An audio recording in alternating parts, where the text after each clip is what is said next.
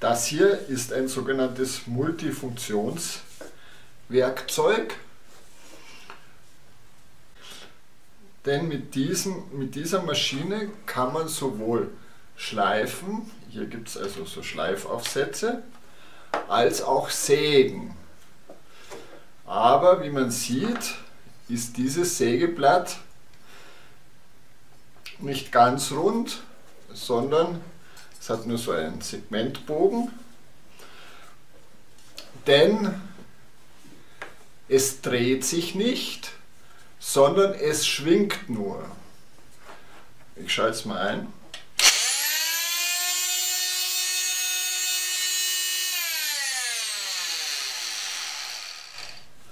Und zwar macht es ganz kleine Vibrationen.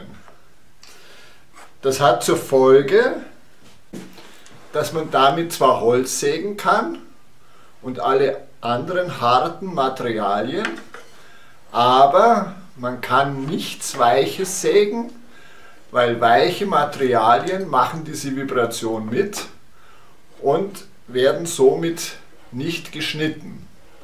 Das bedeutet allerdings auch, dass man sich nicht an der Haut verletzen kann, weil die Haut eben auch weich ist. Ich zeige das mal.